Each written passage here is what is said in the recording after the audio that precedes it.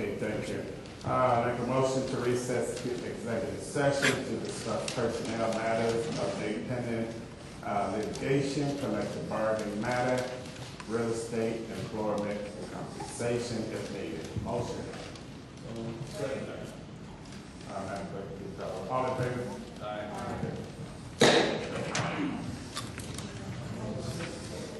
Hurry up and wait.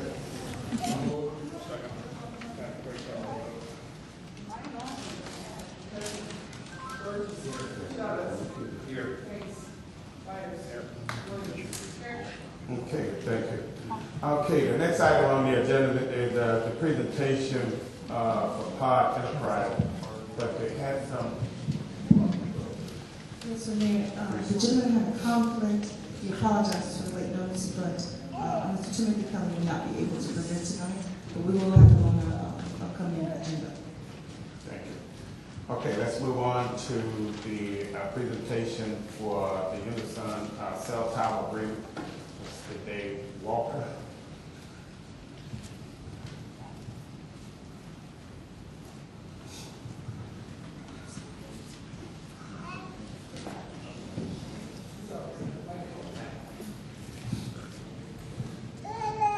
Thank you. In your packet, trustees, there's some information there from Unison that's in copyright. Mr. David Walker said to present to you. What Unison is proposing is we are proposing to deal with the village in regards to the U.S. Cellular site on the water tower. And currently, you are collecting about $2,700 in rent, a little over that. Unison is proposing to purchase $1,700 of that rent. The village would continue to collect $1,000 worth of rent, and for that, we give a lump sum of $146,572. Along with that, what we want to do is market the site to add additional tenants to that water tower. That water tower can easily handle 2 more tenants, and Unison will market that site and endeavor to bring additional tenants to that, which that additional revenue we would be sharing with you. What percentage of that revenue now? It's a 50-50. Mr. Walker, you said that tower, that current location could hold at the most an additional 2 tenants if possible? Depending on the tenant, but at least 2 more tenants. So the average rent for those tenants are going to be, and again, depending on the tenant, but they're going to be between $2,000 and $3,000 a month. And that would be split with you.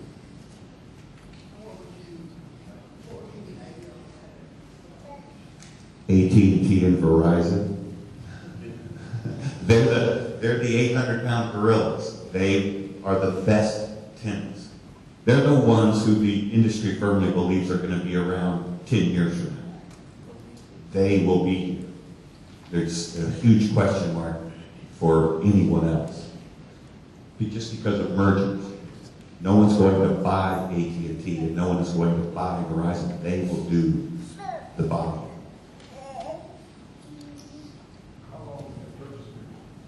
How long is your purchase agreement? It's a 50-year term, which we had talked, and we actually talked to bring that down to a 40-year term. So it's a 40-year term. So basically what that means is Unison would collect rent on the site. If it's being used for wireless, Unison would collect rent on that site for 40 years. After 40 years, all of the rent on the site, if it's still generating revenue, all of the rent would go back to the village.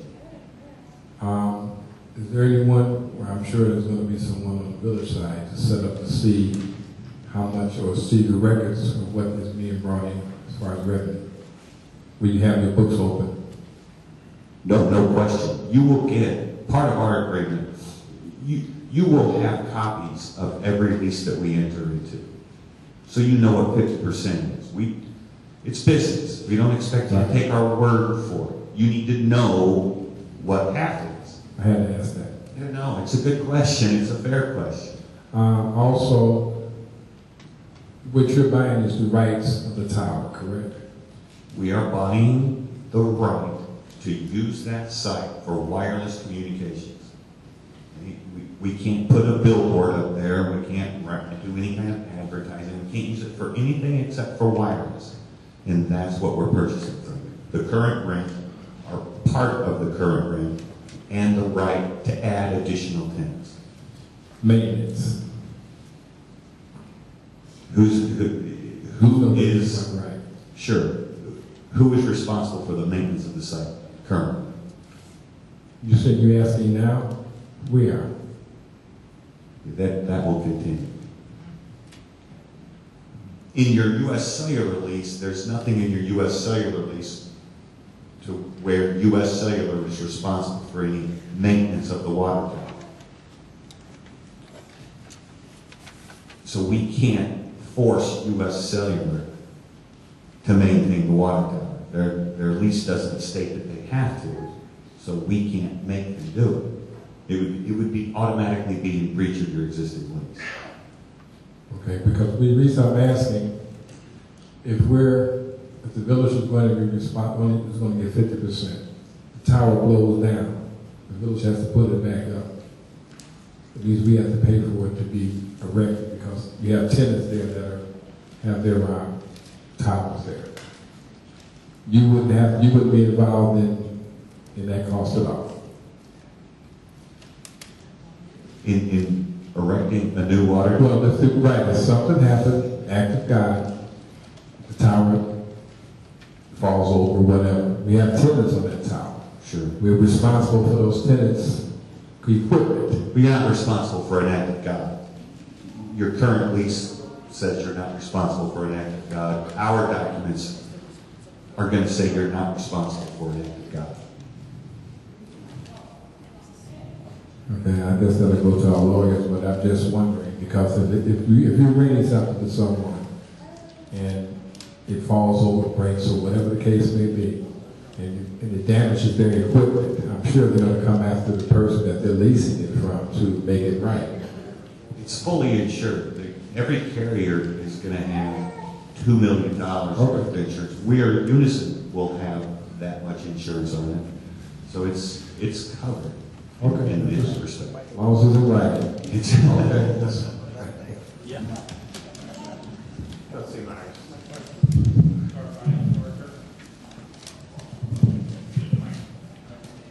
Mohan, have you done the math and figures on this? Okay. All right, and has our engineers been looked at, I talked to our engineering firm to make sure that their design and everything meets the structural calculations for the towers? No, I have not done that yet. That will happen. Each tenant will do their own structural analysis of that thing. They're not going to take anybody's word. They're not going to use a structural analysis, U.S. Cellular structural analysis. They will do their own before they put any equipment on it. Okay, before our engineer says it's okay to put a tower up there, you want us to go ahead, okay, you put a tower up there. Is that what you're asking? Okay, to do the turn, but yet we don't know if it's going to be structurally sound enough to put a tower up there. You think it is. And we can add it to our agreement that it has to be structurally sound and that you have to. Yeah, there's only so much weight that tower can hold, and there's so much height that tower can be into. And I worked in another town that their tower had a problem, and now they're making adjustments to that tower. So that's why I want our engineers to look at this calculation and everything before we say yes, before our city has to know on it. And if they come back and say, okay, fine, then they can hold the tower up there, fine, go along with it. Sure. The If only they thing, said we can't hold the CB yet, then I know, I gotta go. no, that's fair. I mean, that's only fair. You guys need to be comfortable with that fact. We can have that. We can add that. That's And it won't cost us nothing, you're saying. in respect to adding a tenant. Yeah. Oh no, not at all. You'll never pay a dime.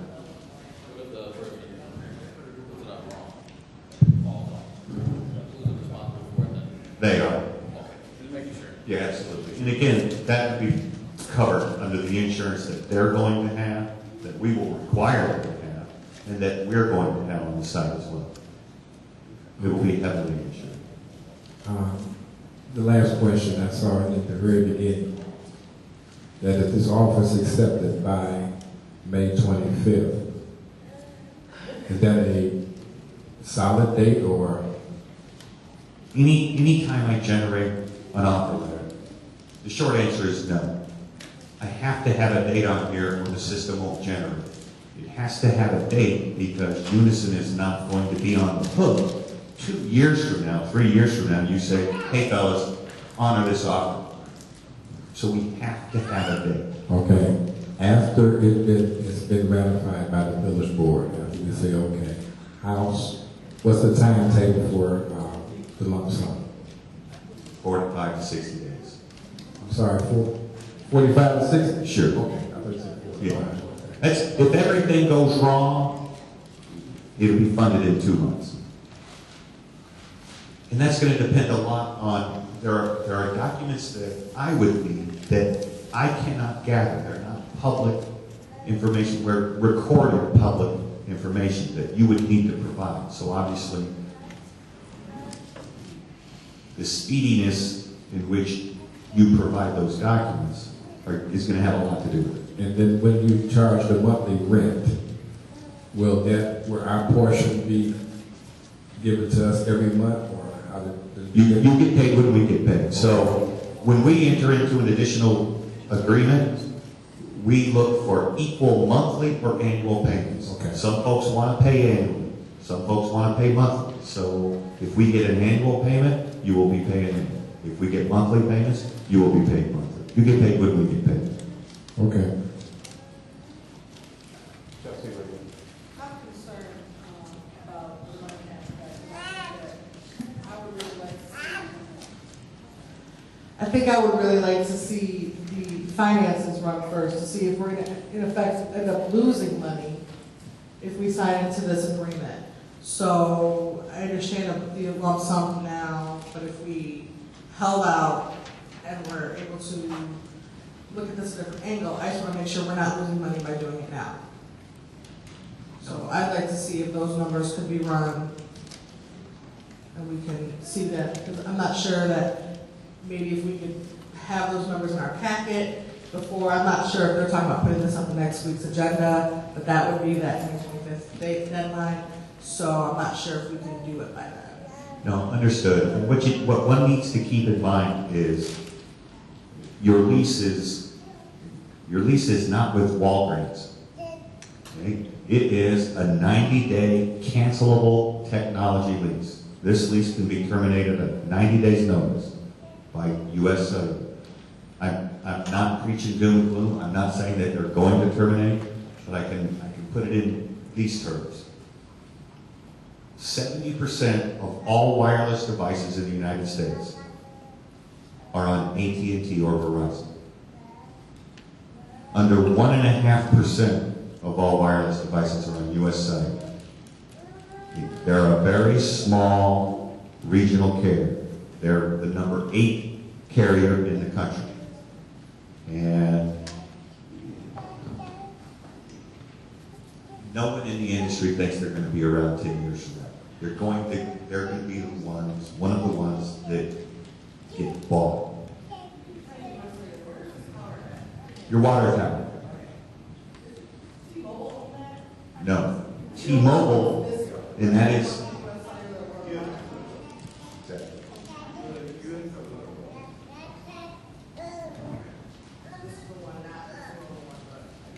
Correct. Right. And that's in SBA owns that. Hey, let me ask you, because of the number of towers all over the United States, what is being happening to, when they start to merge, what is being happening to some of these other towers? They'll terminate the leases. They'll terminate the leases and take them down. When Singular and AT&T merged, they terminated 12,000 cell sites across the country. Sprint and Nextel, Sprint is just now starting to terminate Nextel sites, some Sprint sites and Nextel sites. They're going to flip the switch on Nextel. They're turning it off. They're getting rid of it. And they're going to terminate over 30,000 leases. They'll save billions of dollars doing it. But every time there's a merger, there is overlapping and redundant sites. As an example, if Verizon buys US Cellular, which would be the most likely candidate to buy US Cellular, US Cellular and Verizon currently have enough towers and cell sites to cover this entire area. When they merge, they don't buy, these guys don't buy each other for their equipment. They buy each other for their customers and their bandwidth, the airwaves. So there will be overlapping and redundant sites, and they will terminate leases. They'll terminate them because they can, and they'll save a lot of money by doing so. So, in the event something like this happened, and they terminate a lease, then what happened to, you said the cell tower now, I mean, it's... They'll come and take their antennas down, roll up their cables, and go away. They're literally, within 24 hours, you would never know they were there. They'll start in the morning, and by the end of the day, you'll never know US Cellular was on that tower.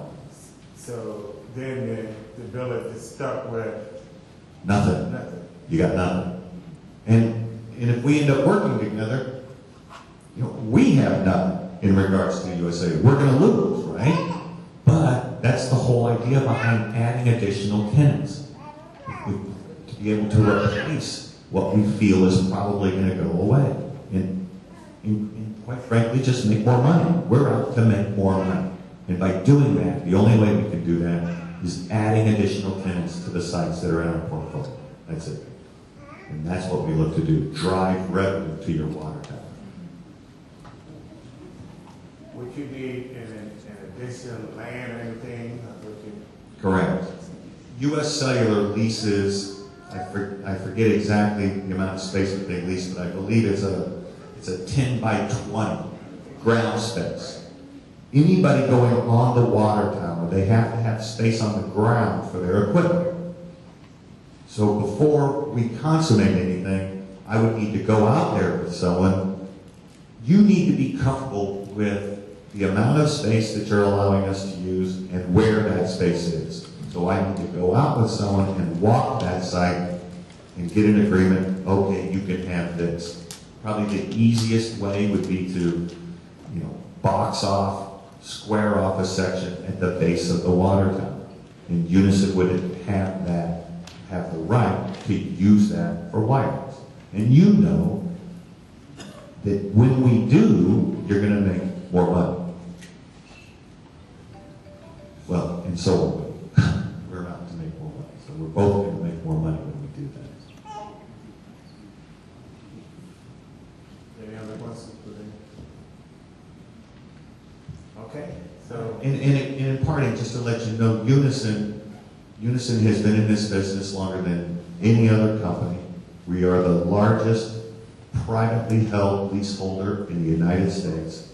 We have added more incremental rent to sites in our portfolio, just shy of $5 million in annual rent to sites in our portfolio. Our program works, and we can both make this work, but we need each other. We're a wireless real estate development company. That's what we do. But we need sites, your site. You guys run a municipality. You don't rent real estate, vertical real estate. That's what we're doing. I guess I'm a little concerned about the what happened if they merge. I guess that's a big concern, especially with the overflow of a number of different towers in the area. That if in the event that two of the companies merge and we get left out, that's Well, here with Unison, we have over 5,000 leases in our portfolio. We have a whole bunch of US Cellular leases. We have leases with every single carrier in the United States. So we have by the virtue of our size, we have more pull with these carriers than an individual cell site owner, be it a municipality or Joe's muffler shop. We have more pull with these guys. They have to deal with us on hundreds and hundreds of other leases, not just this one. So when it comes time to decommission, and we went through this multiple times. We're going through it now with the Sprint Nextel. We went through it with the Singular AT&T, Verizon, Alltel. Every time there's a merger, we go through this. All things being equal, we can get them to leave our sites alone. Because they have to deal with us. They have to play nice with us on this site because they want us to play nice with them on the hundreds of other sites of theirs that we have. Whereas with the village, you own one U.S. cellular site. You know, they terminate it. You got nothing on it. So virtue of our size, we have more leverage with each individual carrier. Trustee Brady. Trustee Brady. I just wanted to ask, what other municipalities in the surrounding area are you involved with right now? We closed on Village of University Park. So the Village of University Park, working right now with Phoenix. We've done a handful in the northern suburbs, the Chicago northern suburbs. And the second question, okay, you're looking right now to piggyback. Are you looking in the future to erect? No. No. Well, the only thing that Unison will do is add additional tenants to the existing water tower. Right. Thank you. Trustee Myers. Mr. Mayor, are you asking for this to be put on the agenda for next week? Well, I think, let's see, we had asked about the, what the saving. Yeah, I'd like to see it on there because of the time, but if you can get that information, it will manage into the finance director, so the trustee will have enough information. Certainly, like that on the agenda. And your people do all our engineering group? Well, we're not going to go out there the day after tomorrow and put us in. We're not going to do that. Sure, I can. But asking for helpful information is definitely something that we would like to have before we end up this process. Would be nice. Yeah. And obviously, any additional tenants that goes on that water tower, will they look at what we have? Sure. But they are going to contract and get their own structural analysis done. The second thing, they are responsible. They're responsible for that water tower. They put something on that water tower, and it's because of their equipment that they fall. They're responsible for that. They don't want to trust anybody's information except for theirs. Each tenant, each new carrier will do their own structural analysis. If two of them were to go on the exact same day, they would each do their own structural analysis. They're not going to share it.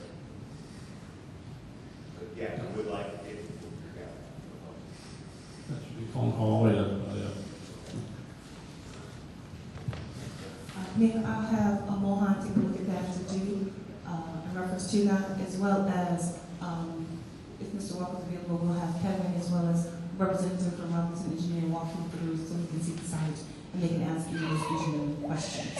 And then we can wait for trustee Williams' preliminary, trustee BR2 hearing, which we're going to go into next, analysis of where it'll be and what the potential if this lasts 10 years or 20 years going forward. All right. Okay. Any other questions? In regards to walking the site, who are you getting that? You contact me and I'll make sure we set that when you're available. Kevin Weller is his name, Public Works Director, and we can make that for you as well as our engineer, Robinson Engineering. Okay, any other questions for Dave? All right, Dave. Thank you for the presentation. We'll be in touch with you. Sure.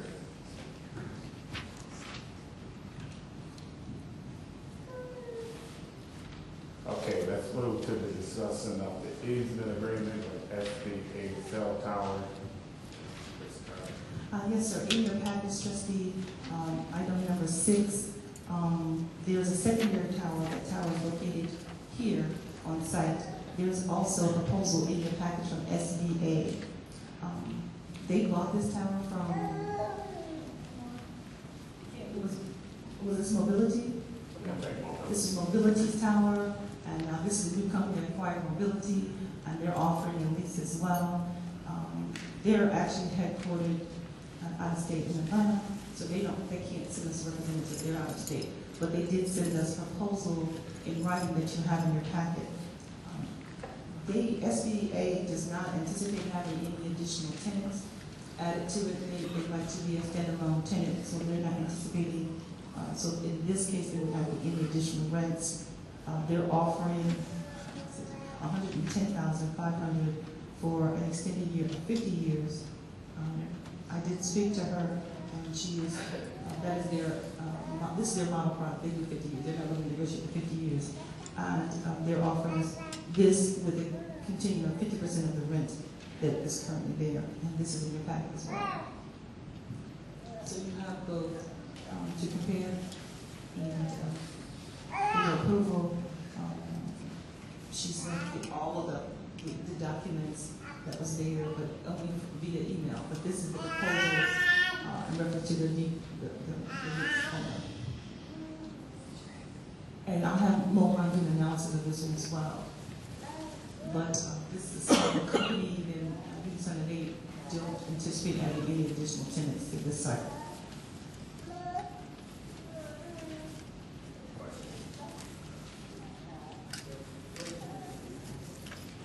What was the reason that they were reducing the amount? It's because that they're giving us a lump sum?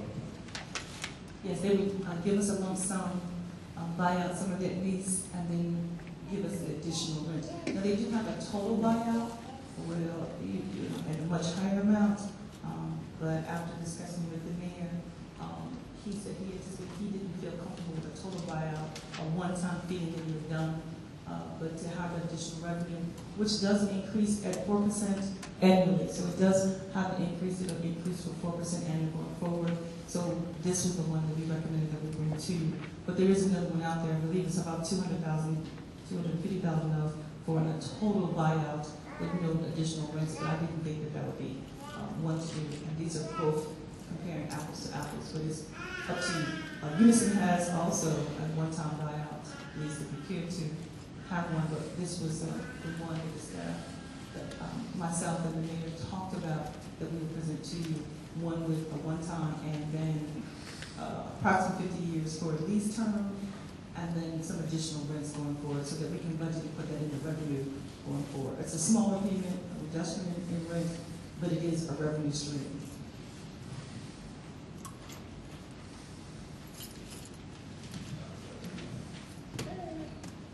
This $780, is that every month? Is that a year? That is a monthly fee that is direct deposit. Is that correct, Mohan? Yes. It is a monthly rent that is direct deposit. I believe the one on the water tower is an annual fee of about $33,000, right about $34,000 paid once a year. So we wanted to keep the revenue stream going. Unison has agreed to do a monthly rate rather than the yearly, but that revenue is projected to do so. So we thought this would be new money, a new attitude, and again, there's no promises on how long, because the technology is moving so fast, how long these towers will even be used. I think the uniqueness of it, and my question I asked is, while I said people calling us asking it, is because of your location. Sauk Village, as you know, has an Illinois-Indiana location, and you're right here on the border. You're able to serve 2 sites, 2 states. And your location is perfect. I think they go 3 and 5 mile radius, and of course you're within 3 to 5 of Illinois as well as Indiana. So they get 2 for the price of 1. Mohan, you hadn't did anything on this either, right? You hadn't did any work up on this one either? You have worked up on this one? Okay, that's right. Okay. Right. What we have to do is to do the history for us in reference to what we're now getting for rent and what we have gotten over the past. These are the numbers that were presented in the package to me. I got them recently, this evening, they're dated, but we wanted to make sure we have them. Now that you're all seriously interested in that, we will go forward and have them work with those numbers for you. But just please keep in mind, there's no promise for the 50 years that we have now. Technology is moving way too fast for 50 years. The towers are worth the weight in gold. Which is why I think this is why we didn't want to give the one-time larger fee. We still have negotiating powers, especially in the Unison Tower proposal for additional tenants, so there is additional revenue there, and you still have that option where if we take a one-time, we're done, and I wasn't interested in that at all.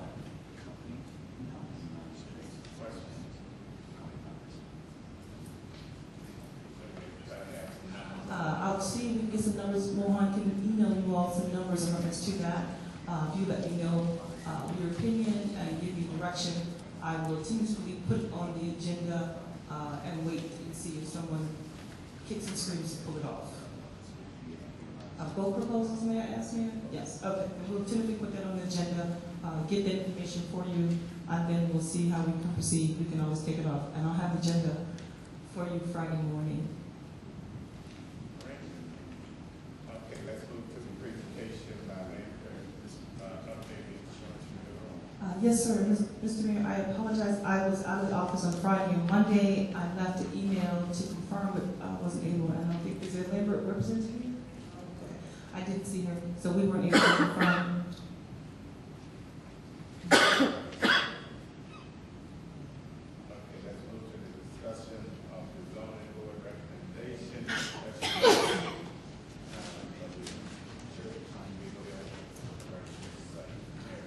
Yes, sir. Now, the young lady from the church came and presented, I believe, over a month ago. Is that correct? Carrie? May 7th. May 7th, she was here.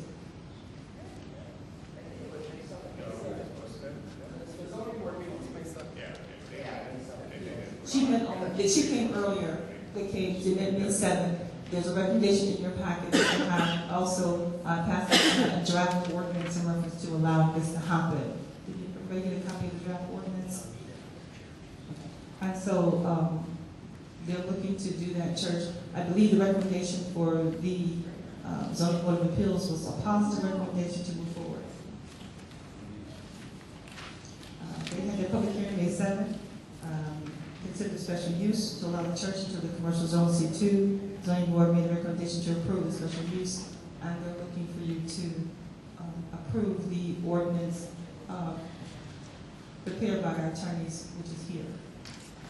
Trustee Benson, I'm sorry, did you get a copy of it? Okay, thank you. So we wanted to see that that was there. We could place it on the agenda if you care to. If there's any other questions, Sherry was nice enough to attend the meeting tonight, and she was able to attend and actually staffed the zoning board of appeals last week. Mr. Mayor. Sure, you received any drawings or anything on that? Just Couple. preliminary. I got a call from her architect today, and they're waiting to it goes in front of the board for, the vote before he applies to them. Now, they want to take that whole section back there, but they put on the Carroll Lane, right? Two lots.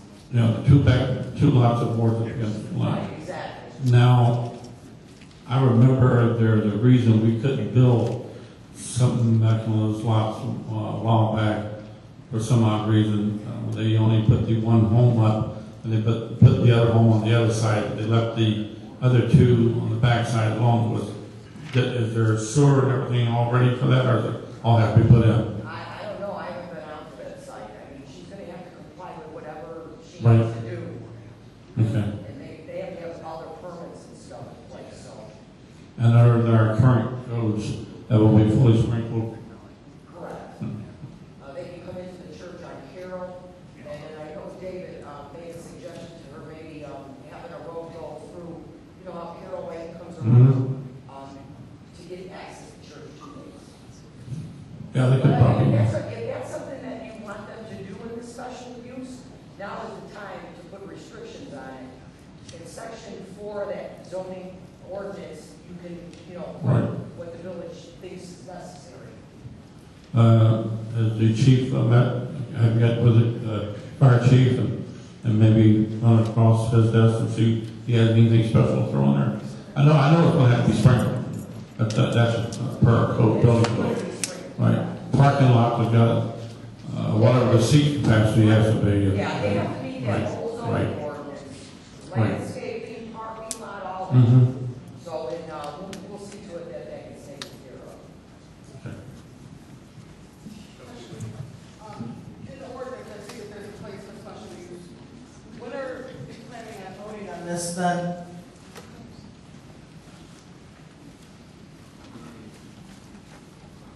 When are we planning on voting on this then? If we're talking about other things that we need to add to this for the special use for the conditions, I'm assuming this isn't gonna be on next week's agenda to vote then.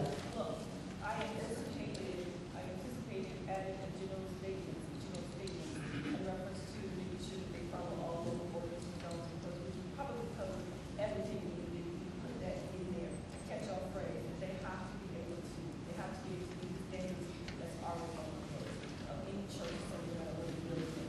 They can't move forward with their architectural plans until they say, yes, this is a serious project. So that's why that area is left open, so we can put language, if there is something specific that you all wanted, we can put that in there. That's what I'm saying. If Sherry said that Trustee Hanks had made a suggestion or something, I'm just making sure that we weren't planning on Well, he voting. was just talking, he said that she should consider maybe having a drive put in through Carroll Lane too. Right. So, I mean, Right, yeah, I mean, that's also something you said would be part of the special conditions. So if that's something that Trustee Hanks suggested, I think it's something that we need to discuss as a board. And it also needs to give other people on this board an opportunity to think about if there are any other special use conditions. So I'm not just asking if this is something that's planning on being on the agenda for next week to vote on. it doesn't have to be. I mean, if you guys are more comfortable with talking it over, that's great, it's fine. She won't be able to move forward with the project, or to do that, there is no urgency on my part. So you just make a project. Right. Urgency on your part.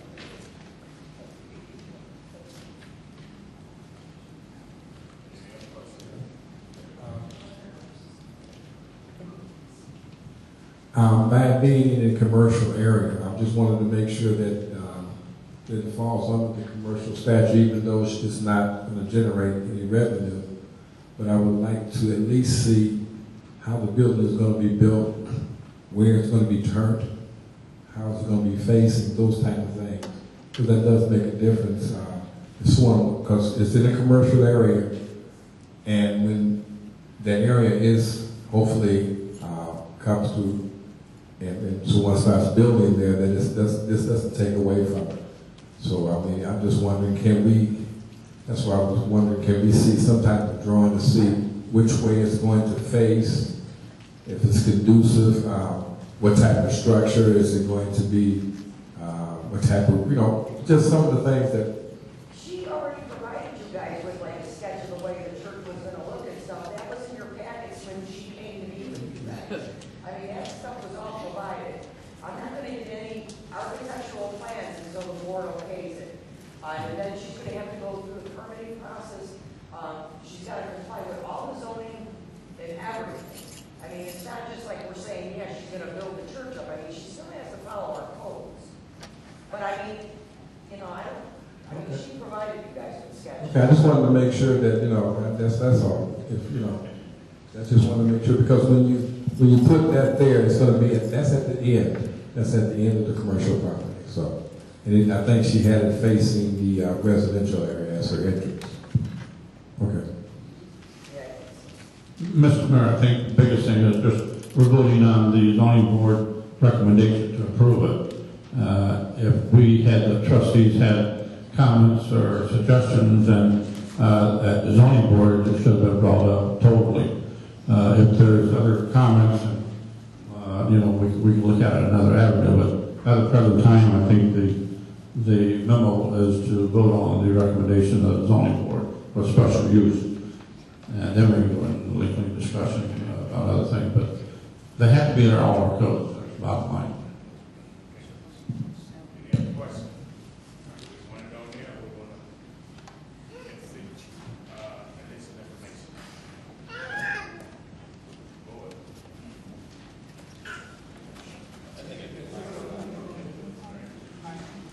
Okay.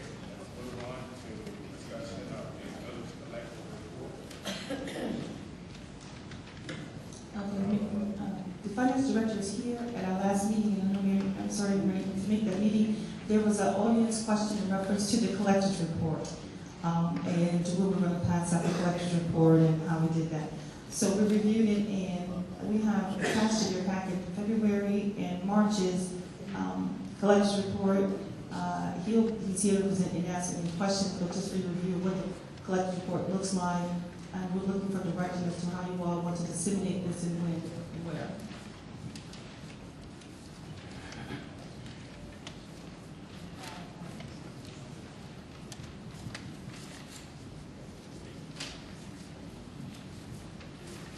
As far as submitting it to the audience, I would just say that, as previously done, my first term, we got them on a monthly basis, and there was a front page that the mayor would read off, and it would have the total of that month, whatever month, like if we were in May, we would be reading the one for maybe April. And then it would have the total collected revenue, the total collected expenditures, and then the revenue would be broken down by maybe by like sales tax, grants, things like that, the major sources of income, and then a total for the income, a total for the expenditures, and then a copy of it would just be placed on the back table, like the account table. Okay, I can do that. I will try to gather all the information maybe tomorrow or day after, and I will send you all the board of trustees.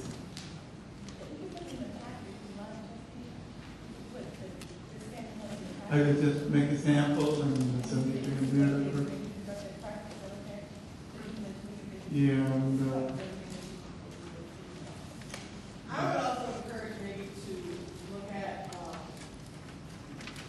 there's got to be a format of previous years of what the package looked like and what the front page looked like. Because it had, I mean, the mayor didn't go through, Roger didn't go through and say line by line that we read. There was a, Similar to about 4 pages and something like that. no, it was more similar to like this page, but it had it right at the top. It said, how did our accounts payable does? Right at the top it says, collector, it would say collection report for April 2012. And then it would have all the things broken down, just like you have for accounts payable. I can do that. I can do that. I will send the specimen first to Henry, the village manager, who will see how it goes.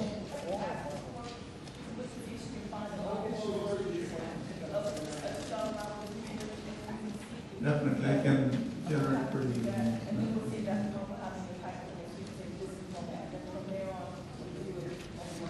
That way it was all in the minutes, and the mayor would just write it during his report for whatever board meeting. He read it in his report, it was available at the back, so the residents would have it. Sure, I can generate this now.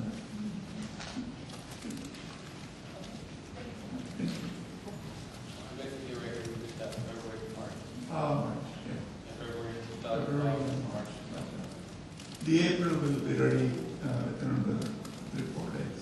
I'll try to get it as soon as possible with the new format, whatever you guys decide upon.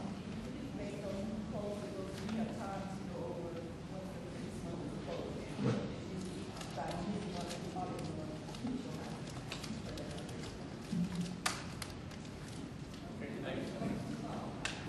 All right, let's move to the discussion of village code 30, that we need to class. That will,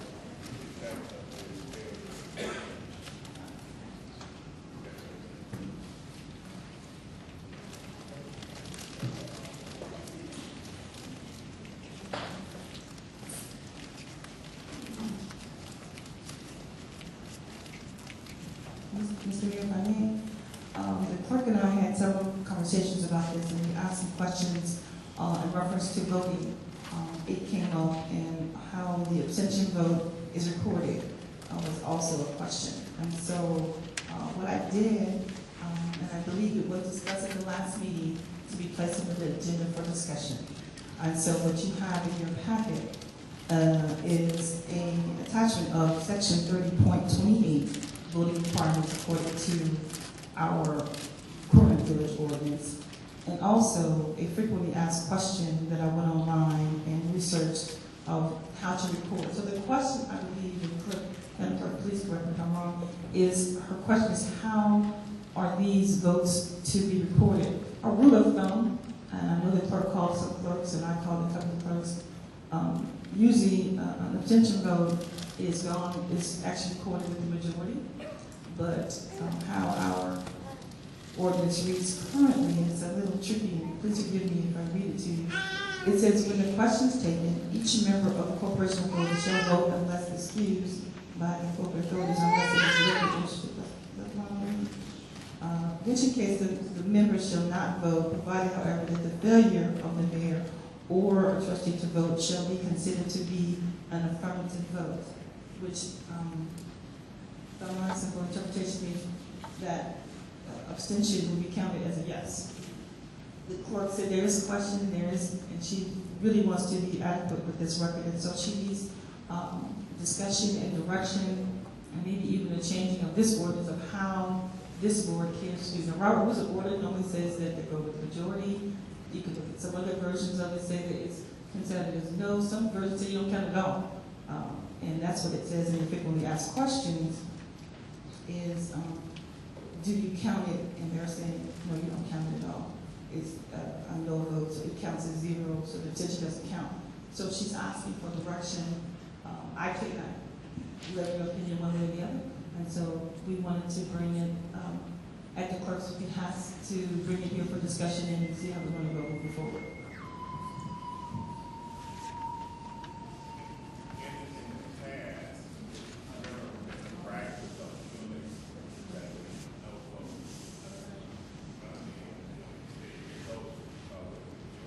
That's what I was asking the village clerk. If our ordinance says it goes with the yes, that is not what was done in the past. I agree, and that's therein lies the dilemma. And so that's why I made a copy of the ordinance. The clerk and I stood there and went back to court. We sounded like chickens because we were reading the same thing over and over again. And did I hear that? That's how we're reading it. And even the word that said failure to vote, which is really maybe a more legal term, but a failure to vote, an abstention is a vote, but it says here failure to vote. And so therein lies our dilemma. So if we want to have it so that if we ever challenge whatever vote comes forward, that an abstention vote goes with the majority and that's what's recorded, then we can change this language and then do that and use it as a practice going forward. What do the lawyers say? I mean, that's.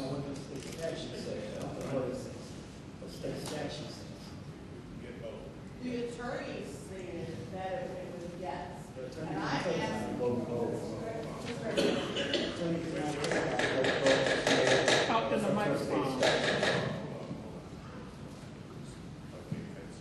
Well, I'm just saying, the last couple times we had this conversation, that the attorney told me that it went with yes. And I disagree with that because we've been back and forth for as long as I've been trustee, then the abstention vote always went with the majority. If that was a yes, if that was a no, then it went with the majority. So I think that maybe he gave us that opinion that it went with yes because that's what our code said. That's how I understand it. I spoke with Michael Graff just before the meeting.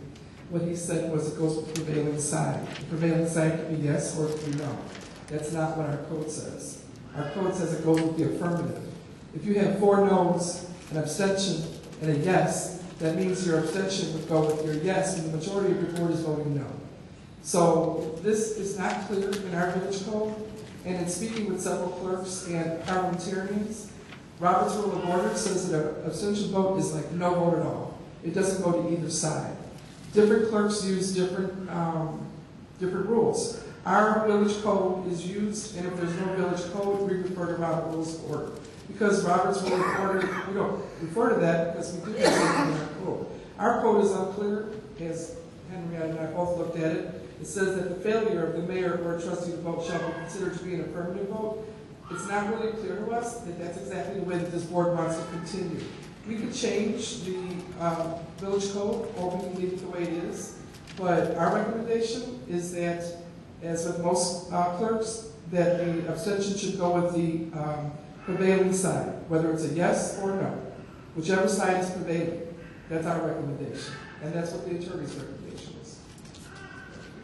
I just suggest, Mr. Mayor, that we look up the state statute, wherever the state statute says, state that we apply our code to. We're not to make up our own code. Can't hear him. We're not to make up our own codes. We are not a home rule device, and we should not do that. Whatever the state statute says, Mr. Mayor, that's what the code should be. None should be added to it, and none should be taken away from it. I was just gonna say that we have our own code system, but we are incapable of making our own code. I don't care if we use this way, but I think that abstentions have been brought up more recently. People have been voting abstentions, and it has gotten confusing during the middle of the vote. So I think it's just something that the board needs to determine. Are we going to stick with our code, or are we going to rewrite it? Because either way, the board needs to understand how they're voting. And I'm not sure that anybody understands what an abstention is. Well, Trustee, if I can, Mayor, if I may, I looked at the state statute in reference to voting. It talks about the different types of vote, a yes, a no, an abstention. But it doesn't, from my look, it didn't say how to count it, which still didn't leave me any clearer. It does talk about a tie on the American vote and those kind of things, and even some American 10, it talks about that in depth. But it just talks about the different types of vote, a yes, a no, an abstention. It did not state that it counted, which way it counted, which didn't help me and the clerk at all as we're studying it Thursday afternoon trying to figure this out. So that's why I included the abstention, because it doesn't list anything about how to count it. And I think that's what your question was for. Yeah, I would just like maybe if we can poll the board here and determine what are we going to do. Are we going to keep our code as a state that goes with the council, or are we planning on changing it to go with what our attorneys think and what apparently seems like the majority of other towns utilize, that it goes with the majority? Because if I'm not mistaken, the last time there was an abstention, weren't we short a trustee? So it ended up where if the abstention would have went with the yeses per our code, you could virtually have an opportunity where you will have a tie, and then you won't know if the mayor should be voting or not, or should not be voting. That's why I think we all need to understand where the abstention goes. Because like I said, I thought it was the majority. Right. Mr. Mayor, I remember this class that I know, when they had talked about it, they did say the abstention would go with the majority. That's how it's supposed to go, if it's a majority no, or if it's a majority yes. That's how they said it in IML, and they were talking out of the state statute and Robert's Rules of Order. Now, I mean, you can call somebody from IML, maybe get a clearer answer. They're the ones teaching those classes. Like I said earlier, I did talk to several people, including a parliamentarian who teaches classes on parliamentarian, okay? And she specifically stated, and it was also specifically stated at IML, that an abstention is a no vote. It doesn't count. Everybody is warning us to use abstentions very, very sparingly, because they could determine the difference between something passing or failing, your payables.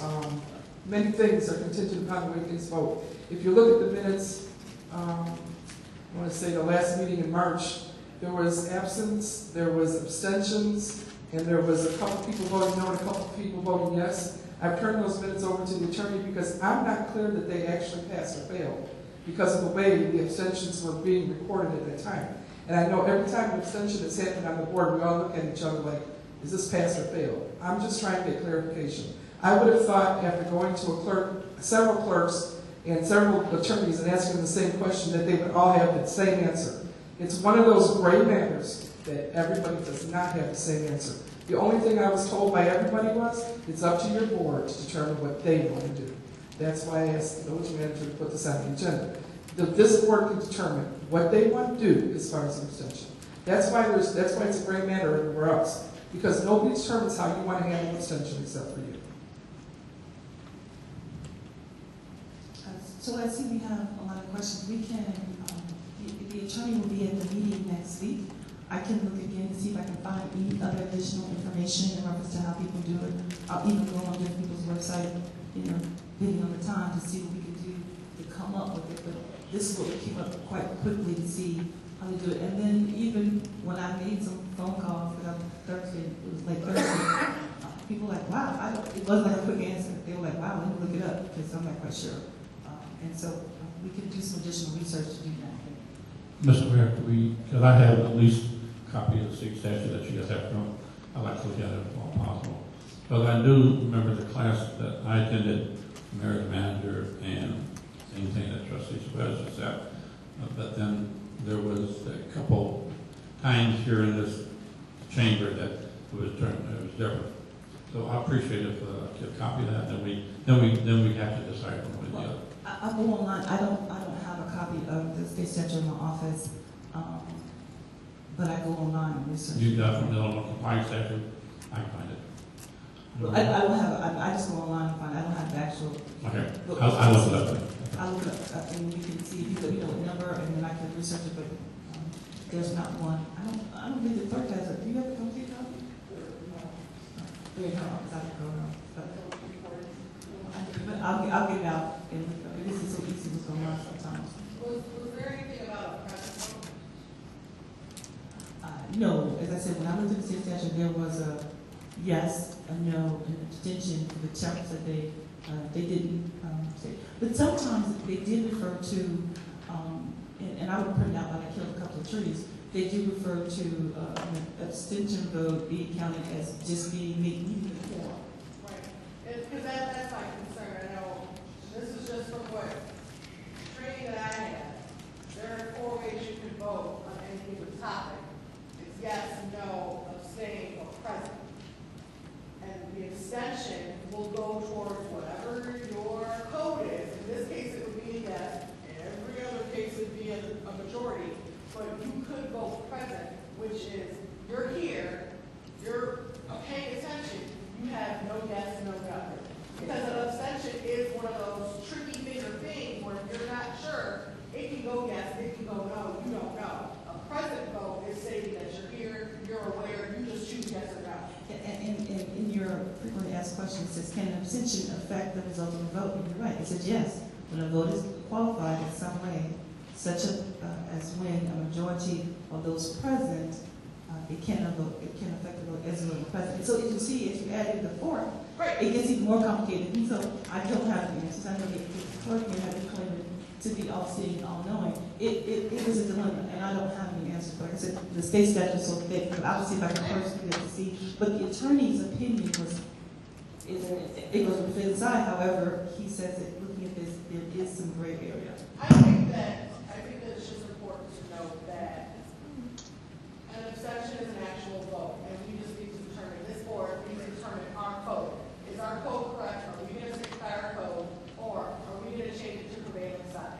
And then, once this whole idea is figured out, maybe a quick memo out to the board to let them know that this is what we've decided, and if you are in a situation where you don't feel comfortable voting yes or no, and you like, knowing that abstention is not a non-vote. It is, you're voting for something. You can say abstain, but you are actually choosing a side. This is the side you should be choosing, and if you prefer not to choose a side, you should vote present. Yeah, and then a present, from what I quick research, just means I'm here. Right. If there's no yes, there's no no. And it's You recorded. can't go with either side. Right, and so that's an option as well. So it does get very complicated, and I feel for the clerk that she has to record it just for everybody. Remember, on the back when you use this draft, she has to record every person. There's a little box that she has electronically that she has to. As you see, it says yes, no, absent, present, and she doesn't have one for extension because of extension from past practices to be recorded, whichever the yes or no was. Do we have enough time to?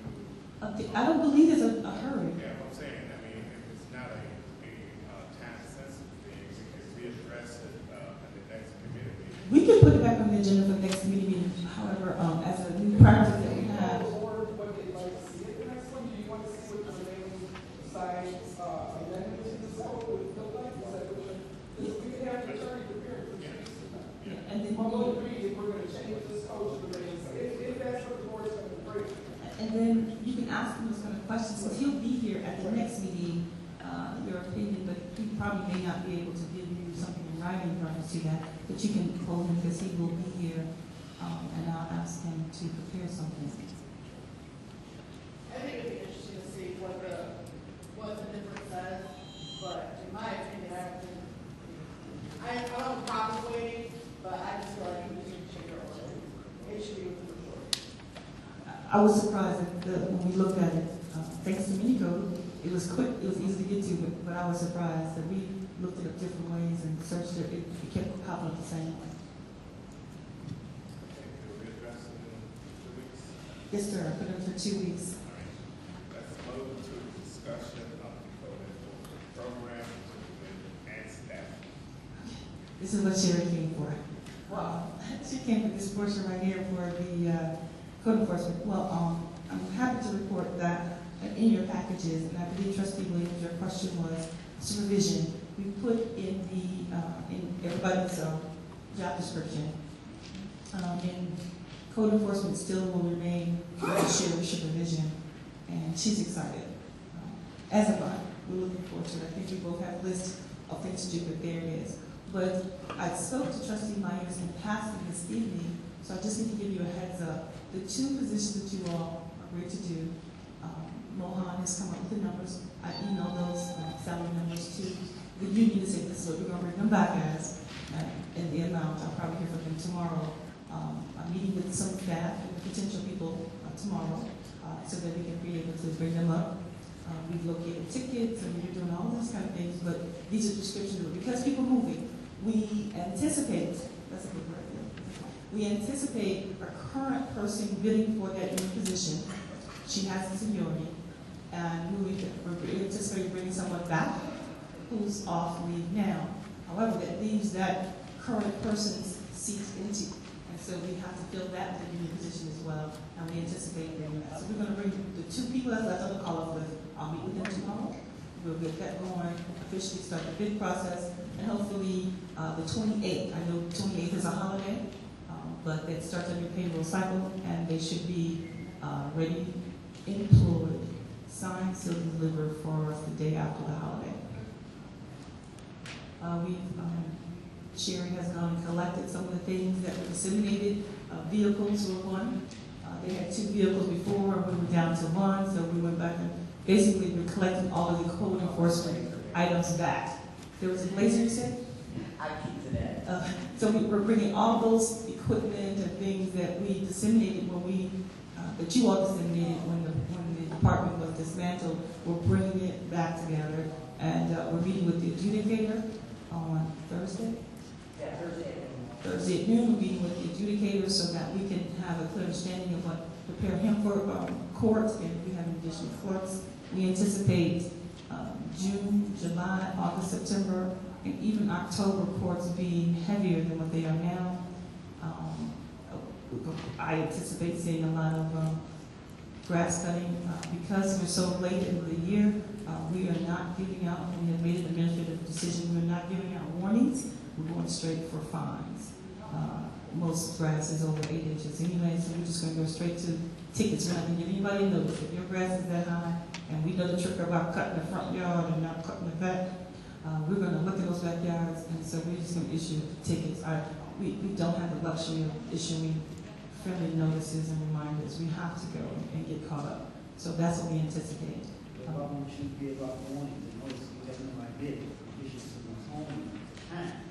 You want somebody home, you We'll see, get the let me notice. finish. When someone's home and you see the grass is 8 inches or higher, you need to find out that there's anything going on inside the home, why they can't cut the grass. give them a warning for them to cut the grass. But you need to find out first what's the conditions of that home and why they can't meet our guidelines and cut the grass, or just by issuing fines. That's very important. I believe, Sharon, if it's a warning or something, issue to them or something. I've never issued warnings for grass. If your grass is over 8 inches, there's a problem. I've been driving around and I see a lot of lawns that they're cutting the front and they're not cutting the back. Some of the grass is waist deep. I mean, they know when they need to cut their grass. Naturally, if they get a ticket and they were in the hospital or something, a circumstance, they could always talk to me and I would do first cut. You know, I would assess what's going on over there, but you know, rolling on or I give them a fine first then. Find what the condition is first of that person. well, quite honestly, with the volume that we have out there, we don't have time to be writing parking tickets, then going back 2 days later and writing tickets. I mean, we got 2 people coming back, and there's a lot of stuff going on out there. I don't know if you guys drove around, but there is a lot of problems that we have to get back in order. Now, like in our water, was naturally that would be a 7-day notice, a letter that we would send out. There's certain things that I would give warnings to, but grass. Everybody gets a warning for everything, and then they themselves gets a warning. We don't want to give anybody warnings that are always going to find them and find them and find them. That's a problem. Well, my direction was that we're going to write tickets. I think we should revisit that before we just start writing fines. Let's just find out first. You got manpower here, that's their job. If they have to go back, they have to go back. But find out first, give them a warning. If they ain't cut their grass in 2 or 3 days, you gotta make a week warning, make a short warning. If they ain't cut in a day or 2, then you fine. Well, that's up to the consensus of the board. I'm going to do whatever the board wants. But obviously, Mr. Mayor. Well, what we had anticipated, because the grass is so fluid, I mean, if someone's house has painting and there's maintenance issues, of course we want to give people an opportunity to paint, to take care of their vehicles and those kind of things. We need to be able to give them, and they'll have notices in reference to that is in a time frame. I believe somewhere between 20 to 30 days if you have painting or siding, we want to be able to do that. And if people need extension, we can do that. I stick on grass. I'm not going to be able to keep ahead of it if I have to go back on grass in reference to that. So we elected to say on grass, we cannot give any notices. But if there's continuing circumstances, we will not see the ticket. But on maintenance and the other issues, I think we have several complaints, and I received them actually here about people repairing vehicles in their driveways. And they will receive notices that say you have to stop this kind of activity in a certain time frame. If not, you'll be fined. But the grass, we just have to be able to say that we can't give out that notices. Hopefully, with the fines and the penalties and citations that we do this season, it won't even be an issue next season. There'll be, we can give notices and be maybe a little more kind or gentler code enforcement, but for grass, we have to be able to enforce it right away. Mr. I was going to ask, can we use maybe the marquee to give the villagers a warning, code enforcement's back, make sure everything's tagged up, we will be enforcing tickets as they do. Something like that of that nature up on the board, that way it is a warning without actually going out and inspecting the place. I'm not sure when they're going to be rolling out, but maybe on water bills. If we could put it on the water bill, so because that goes to every home, and then that's another way to let people know that, because I don't see money. Unless I'm coming from the expressway, I don't see it. There's a lot of people like your freeway who don't see it, because they don't look this way, because they go right. So water bills, let everybody know, talk, put it on the internet, all these different things, so now everybody knows. They're back.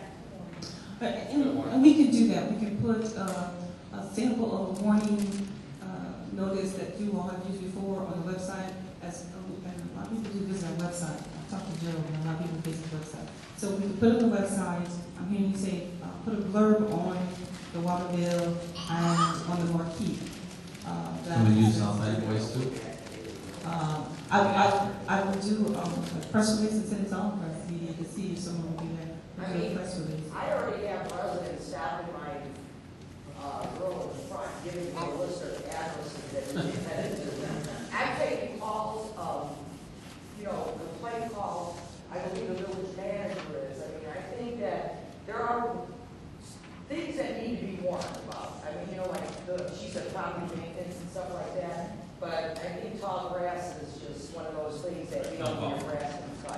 They're not gonna drop goats in the yard eating. But I we mean, will, some of these grasses are long, I mean, they're parking boats behind your fences, there's a lot of things going on. yeah, and we even have been contacted by vendors, and this gentleman, you noticed that they're gonna have a package ready for them to go out to cut the vacant homes to be able to do that. So we will be aggressive, but we will put it on the water bills, the marquee, have the website, and do a press release in reference to that, to get out, because it I wasn't. think that's fair enough. Mr. Mayor. Sherry, does the village department and Sauk Village take care of village stickers too, or is that strictly police department? All we do that. I mean, you know, if we pull up to a car that's parked on the street or yard, they don't have a sticker. You might pull, village sticker in. Oh, I know last year I checked into them, we're about 3,000 behind that people getting stickers, so. We can write any ticket, you know, except overweight, you know, stuff like that, or speeding. Any non-moving violation can be written. Mayor, Trustee Myers and I had we had a good conversation today, Trustee. For a fee, you can call, and because we're a municipality, we can get from Jesse White the record of every vehicle that's registered in the village of Sauk Village. There is a fee associated to it. And then you can check the records to say if these vehicles have been purchased vehicle stickers. Now, that is the most up-to-date one you can get. Of course, you still have those college students who are away or this and their cars are here, but by law, if the car is registered here, it must have a village sticker. And so we can start doing those in office, writing those tickets here, but I just want to say The there's only a cost. holdback on that one is you have to wait till you have a fair amount of time to sell the village sticker. We waited approximately 3 weeks after we started selling the village sticker, and we noticed our total was way, way down. And then the mayor and the police chief ordered the list from the Secretary of State, and after we sent out 1,200 of them, people got the message, and the rest of them came in and picked up their village sticker. Yeah, I believe July 1 is the deadline, is that right? July 1, we have to be purchased by June 30th, and then July 1 starts, they start ticketing. And so we want to be able to purge that, but I need to have your direction reference to spending that fee to contact Jesse White's office to get a list. It's an agreement you have to sign. It depends on how many vehicles in, but it can be anywhere. It's a little under $1,000. Under 1,000. It's under 1,000. We went to a company before that was supposed to expedite sales of little stickers, and like the first year it was okay, the second year it kind of trailed off, and I think that that's something that we should really look into. Yeah, and I've spoken to Sherry, and I think the combination of bringing code enforcement back and the combination of, I'm going to be recommending that we do some cross-training so that staff can all do water, they all can do different things in case people are absent from zones at the time as we gear up for water for 2016, and I'm not going to give you all my surprises because I got some good ones for you. But we're hoping that we can do some cross-training in reference to that as we ramp up for 2016. And those are the other thing that's going to be interesting with this registered vehicle is that you'll have people, who rent, they have to change their car here. And so that's going to be really important too. The rule is if the car sleeps here, it has to be registered here. That's the rule. And I even got it to with some of company cars. If it sleeps there and it doesn't have a vehicle sticker where it's from, it has to have a vehicle sticker. Well, I think that if we can get that list, not to say anything about our police department, because July 1st, midnight group usually comes in, and when you wake up in the morning, there's tickets all over the cars as you drive out the street. That's one thing, I've been on a ride along But we want to be able to catch all the cars that are constantly moving, people who get up at 4 o'clock in the morning. And so we want to be able to get those as well. That even personal people need to say, oh, I gave a car, I sold a car. Well, that's fine, and you need to tell the Secretary of State because Jesse White still thinks you own the car. So we will extend that, go forward, and we're going to be using cross-training for the court enforcement as well as the young ladies from the prepare for the tickets, but of course, code has to sign. And the police, they're really too. If someone's on light duty, the chief of police said that definitely that would be their special duty assignment if they're on light duty.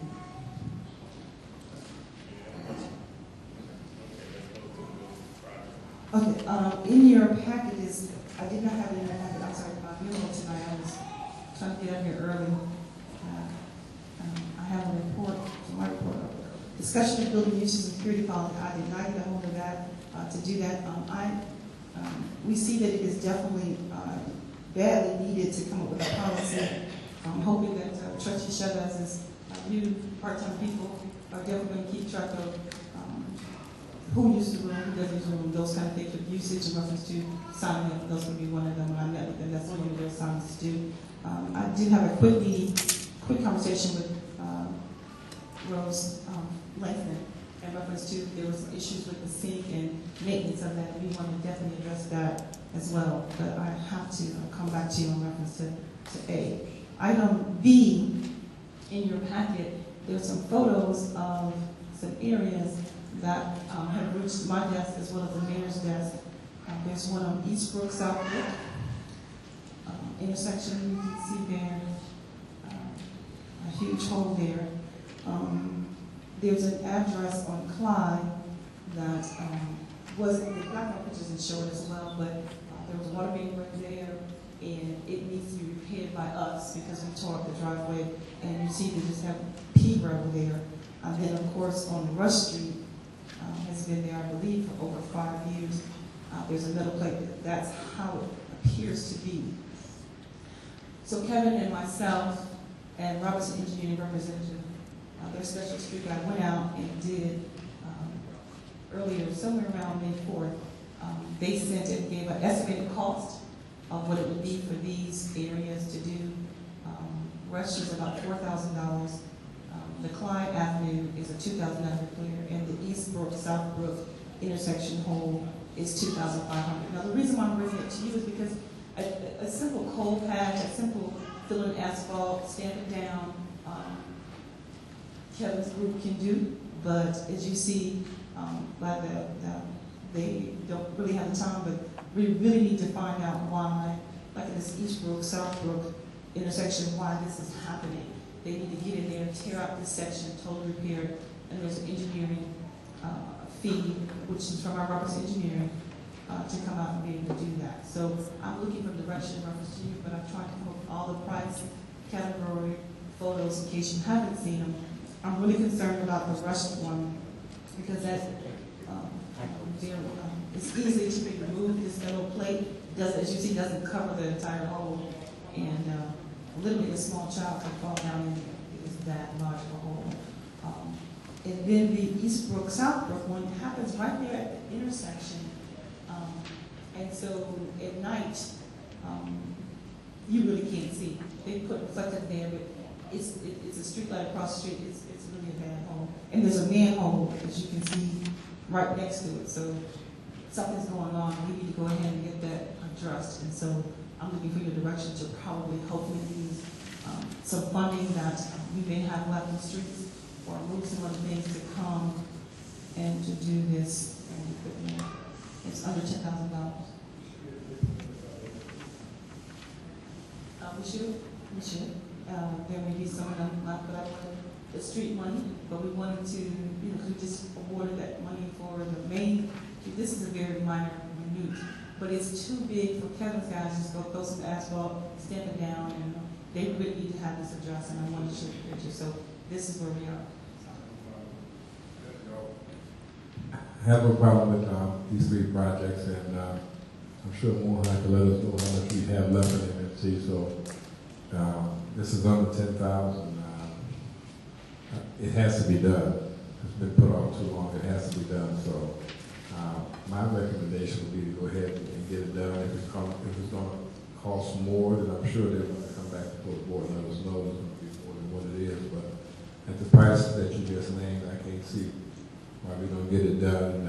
I think we do, and we have MFT money coming in all the time, so I don't think why it should be a problem utilizing it, because that's what it's for. Okay, we'll move forward and let them know. Thank you, Trustee.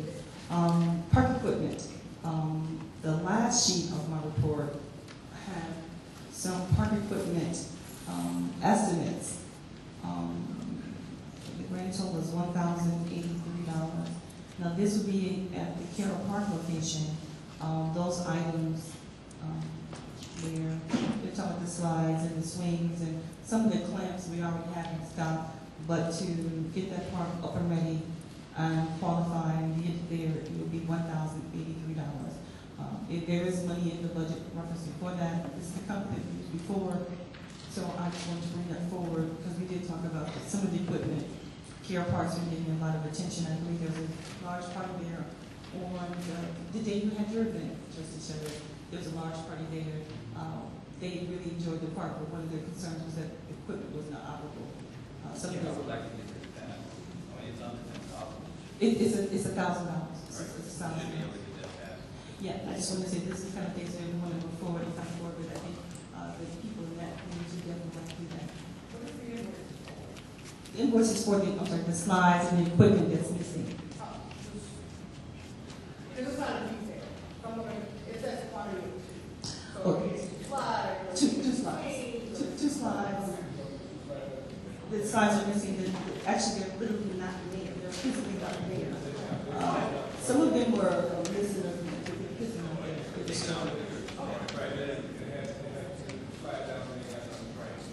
The other thing with the swings and things like that, the chains and the hoist at the top, Kevin has in stock already. So we have some of those things in stock. But this is to actually purchase the slide itself so that they can remove those boards and have that park be totally operable. Can you kind of give us an idea of what we can do as far as our committee, so we're not violating any contract as far as doing any repairs, or cleanup or stuff around. Clean up, nobody has any problem with the cleanup and things such as that. And volunteers for equipment, I don't think that you can have any problems with cleaning up the baseball fields and things like that. Those can get you in trouble, trustee. Those kind of things. Those kind of things can get us in trouble. But we wanted to make sure that we use the volunteers to clean up and spruce up. And I saw Margaret coming. That's her bed. She does that very well. Sprucing and pruning and things such as that, we have no problem. But when we start actually doing physical labor, it gets into a gray area that we can find ourselves in trouble with the union. So if I'm hearing you all correctly, you're okay with move forward with this? I mean, because this is something that we move forward, go ahead. And we'll look at the other parts as they come apart. But I know this one was a very important one that the mayor brought to my attention.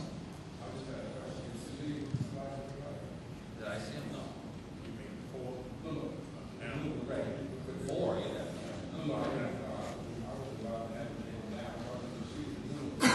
The news, according to Kevin, because Kevin got this number from me, it's going to look like what they took down. Because I'm not familiar with it was before. I think one of them was a bumpy one, it was a curvy one. It's that heavy gauge molded plastic, and I think Sherry may have said something earlier with the activity of the new church coming, that this park is going to have a lot. The trail seems to be a very active street lately. So that's why we're hoping that grant comes in, maybe we can put a little more money back into it. yes, I think we can definitely do so. A lot more things and hopefully improve that. But we wanted to take care of it before school gets out. And according to my 13-year-old, he says, Mom, there are 13 days left in school. So it's coming quite quickly. He's counting down.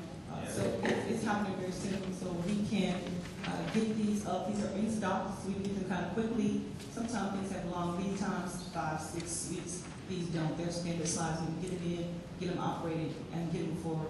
It's ready to move on to our next part and deliver those items. I don't mean to be a pain, but did we get any notice on that safe?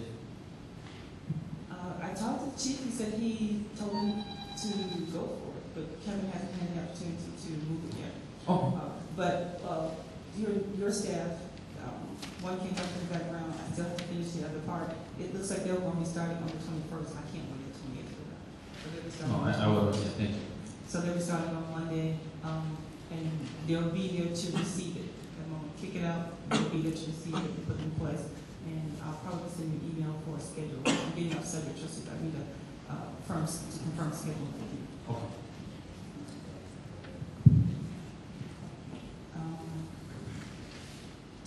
Thank you.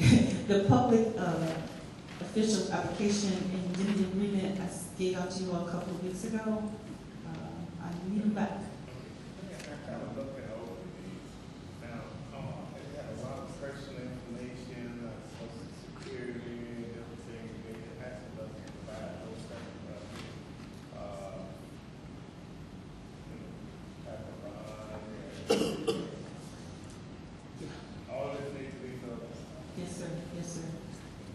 meeting with them again tomorrow. There's one general one that we have to do for theft, for front counter or anybody in this department that I have finished, which covers staff. So, yes, sir. That's why you all, I see for Mohan and myself, we're covered differently because we're under employees. Technically, you all are elected officials, so you have to fill out this form. That's why I couldn't fill it out for you at all.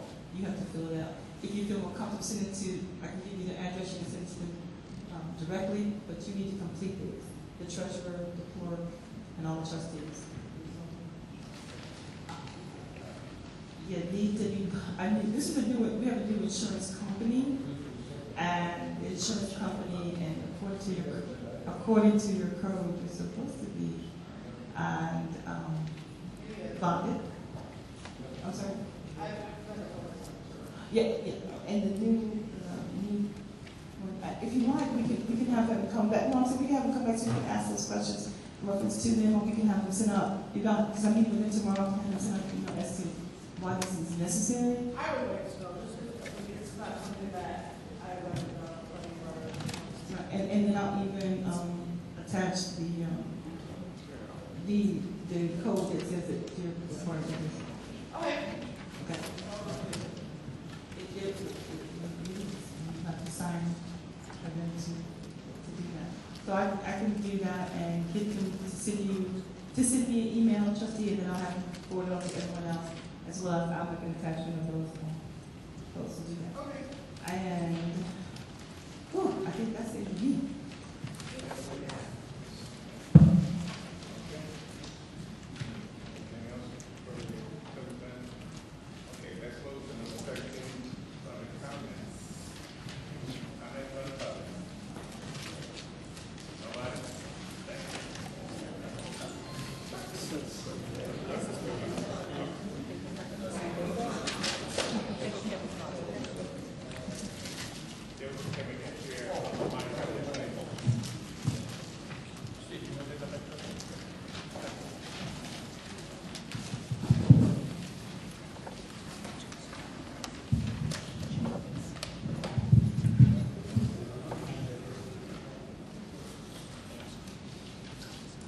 Judy Cast here. Mr. Mayor, when you ran for office, people believed you well. You said you were for the people and to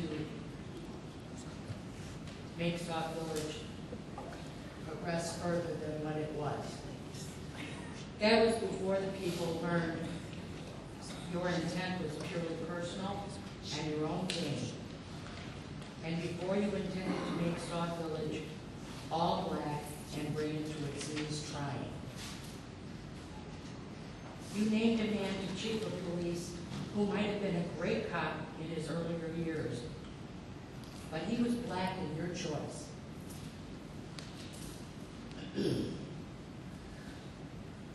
When grievances came, one after another, did you even care enough to find out why and put a stop to it? Nope. You allowed the issues to go on and on and on with the village chief of staff micromanaging the police department. When the trustees finally had enough, they fired Mr. Martin. Then came Tim Polivas, acting chief at sergeant's pay. You had an integral part of formulating the budget. And even though you wanted to appoint, quote, a black man, you, Mayor, did not include chief's pay in the budget.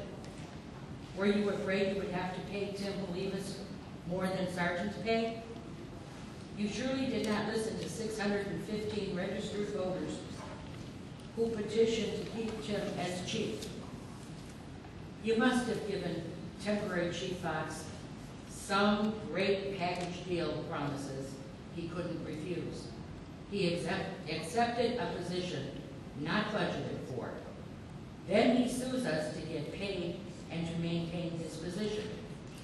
You and Benson kept saying with his experience, Fox deserved $90,000 to $120,000 a year. What experience, Mr. Mayor? He did not, in Dalton, pass the sergeant's test, but nevertheless made sergeant. Less than 1 week after making sergeant, the Dalton Mayor Shaw appointed Fox chief. No experience as sergeant, no experience as chief, and you made him our chief.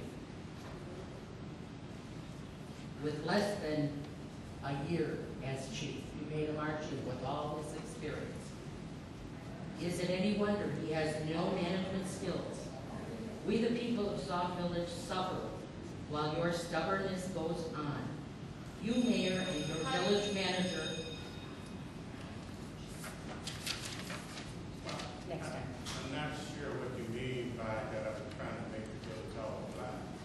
I don't know what that means, because first of all, it's black and white, Hispanics and all. I don't make it anyway. I don't bring anybody in to live here. I don't ask anybody to come and live. Anybody live wherever they want to live. So to say that I'm trying to make it all black, I don't know what you mean by making it all black. If you're referring to employees, Mr. Martin was hired through found through a committee. And I didn't have anything to do with Martin coming in no more than when the trustee on that committee presented the candidates to me. I didn't know Mr. Martin or anybody else. I picked out him because of his qualification. I didn't bring Mr. Martin. I don't know what you mean by making it all black, because if you look at the employees of the village, it's all white, not all black. So it looked like to me, just because I'm bringing in a person that has the qualification, it doesn't have to mean that it's bringing in because it's black. I'm bringing in a person that's not qualified. I'll answer those next time. Yes, ma'am. Good evening, Mr. Mayor. I'm here speaking on behalf of the Beautification Committee, specifically the community garden. On this coming Saturday, we will start working in the garden. Our flower beds are out already. They've been made by a couple of the residents. However, we need some man-woman power for Saturday, and we need some wheelbarrows. But we need somebody to come and give us 2 hours of their time at the very most. And all they will be doing is taking compost and soil from our pile and putting it into the garden beds. And we could really, really use some assistance. So if you wouldn't mind, please make an appeal to all of our residents to please come out and assist us. And if they have a wheelbarrow, to bring that and a shovel. Thank you. Mark? 9 o'clock in the morning behind the library. Larry Stewart, Sauk Village. I'll be there. I try to volunteer. Coming to Sauk Village, I've learned that it's a very small community and we all contribute. I wanted to know, Mr. Mayor, are you going to play ball? Baseball, that is. I know. I'm easy this week. When you say baseball, Well, softball. I see Trustee Chavez over there smiling.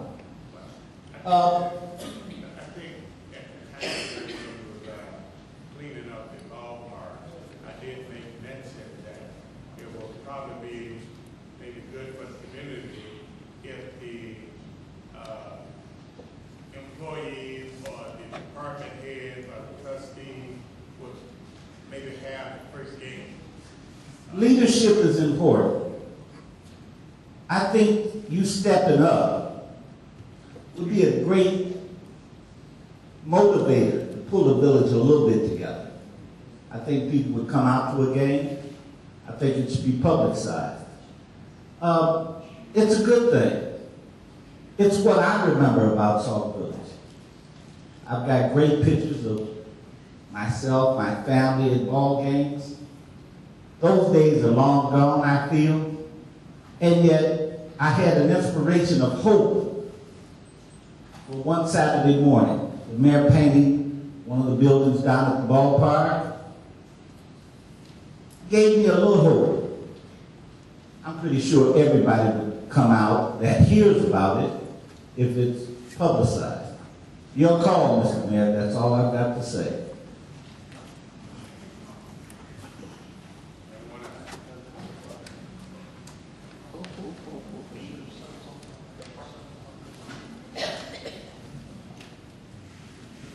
Rose Langston. I do want to mention that when they had that job fair, I think that it should have been overseen a little bit better because it was so noisy in there, it was hard for the employees to even hear the telephone. And one of the things is all the washrooms were in horrible condition. And I know it's a beautiful building, but any of the resident or anybody else coming in other than those for the job fair would have been appalled at the condition of the washroom. It was worse than when the daycare kids first came in. Rolls of toilet tissue thrown around, paper all over, toilets not flush. And I know I had to use it, and that's why I found that. And it's a shame that we need the whole crew of Mophead in there to do the cleaning.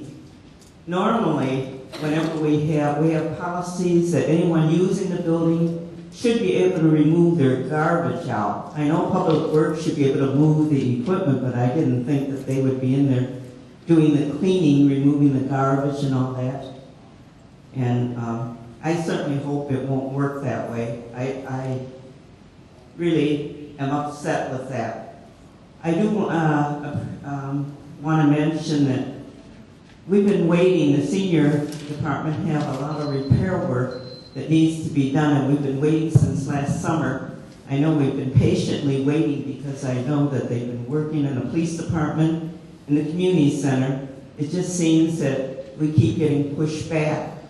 And I'm sure that the village manager and I probably could get together and I can give her a list of some of the things that we need done over there to help work a little bit better. Okay, and I am sorry that the people that we rented last Saturday, that we had a sewer backup. And I do need to find some solution, so this is the second time it's happened since we've been in this building. Thank you. Well, I do have to say that the job fair was a great success. We had over 36 employers, over 200 participants from the South End Chicago area, and especially I think we had over 75 that came from our own village, the village of Sauk Village. I talked to Terry Tracy from the veterinary office. He was really excited and actually is going to be teaching some local residents how to groom and going to have employment. So it was a lot of people here, and it was exciting to see so many people there. And I know that our cleaning service kicked in the minute that was over with and removing those items and going forward. It was exciting. I know the mayor had a good time coming by, shaking hands, and seeing a lot of people in reference to that. And it's good to see this village being used. Typically during the day, I barely see 2 people in this building. And so to have over 200 people, somebody called me in my office and said, what's going on with Village Hall? Because there's so many cars in the parking lot, they couldn't find any place to park. I know that the clerk came by as well. We had sandwiches from Tony's was able to provide us with sandwiches, and so those things, and Mom, I sent you an email on it, tea and water, in reference to those things. So we had a really good time, and so Rose, I do look forward to having that list so that we can address those lists as we're doing the spring cleaning for ourselves, and we'll look into whatever that package was. I mean, the purpose did bring it to my attention this morning. Thank you, Mayor. Let me just say that the job fair, actually, the annual job fair, our partnership with the Department of Public Service for the second year. This is the first year that we've had it here, and I thought it would have been good to just kind of showcase our building. We have a nice, really beautiful building.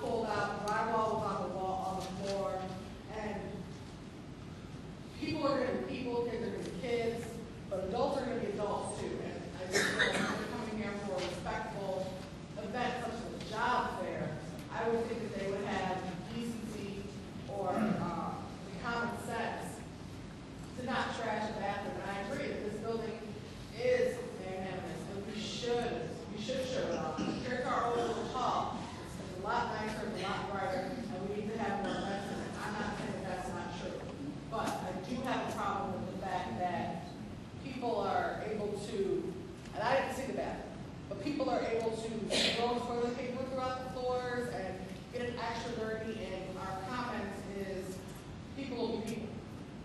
And I just don't think that's right. And I also don't know, I know it's an understanding of the village function, but so was Student Government Day. When Student Government Day was done, we went through it, we took out our garbage, we cleaned up. You know, there was even a spill, and I even had to ask girls where the stuff was, so we could fix that. You know, and we made sure that we leave areas how we found them, and I think that, you know, if it was that bad, I'm glad Bobcat was able to assist because it really needs to be deep cleaned, but that's just another expense that's incurring on the village, whereas that should have been the people who were in charge of that, the volunteers of this committee, or if it was a committee, or the volunteers, whoever was running that, organizing the sandwiches from Tony's, whatever, they should have been the ones cleaning up the table, setting things back up, wiping down floors and doors or whatever if they needed to, and then taking that garbage out to the dumpster. I even had, I should have done it, kids actually. Roberts got garbage for after lunch. I actually trusted Tyler with something they out he did. So I just think that if that's something, I see that building usage was on here and we didn't get a chance to talk about it. I think that's something that we're gonna have to address because it's been for a while and people have not agreed with the renting or the usage of some of our buildings. I think our buildings are too nice to not allow our citizens the opportunity to use them, but I think there needs to be definite guidelines. Because when I saw that stall was ripped out of the wall of the community center, I was livid.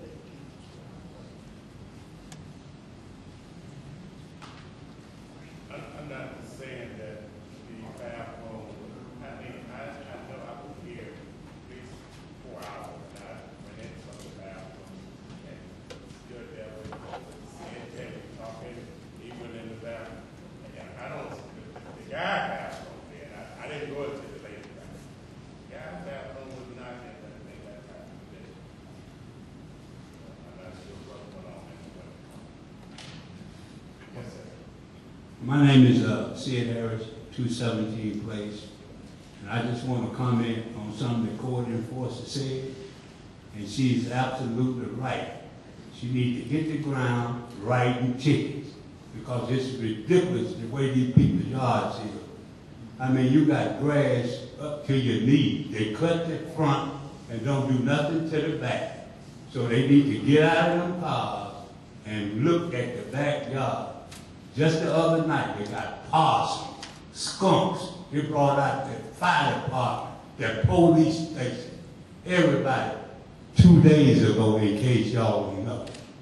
This is what we dealing with: skunks, possums, snakes, all that. And she needs to get out of them cars running, writing tickets. And all y'all that don't feel the same way I do, you need to get in your cars and ride around the village and look for yourself. Yes.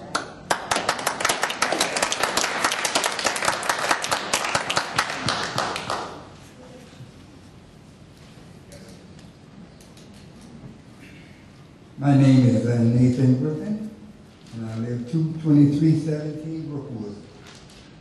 The question I'd like to ask you, Mayor, excuse me, and also the board, can't you and the board pass an ordinance, including the real estate that's selling property for the owners, or if they have ownership, they have to see that the grass get cut, and whatever else needs to be done to the outside appearance? Well, that's what I want to be. I mean, if resident is occupied, somebody is responsible for the grass getting cut. And if not, that's what the code enforcement is going to be doing, passing out.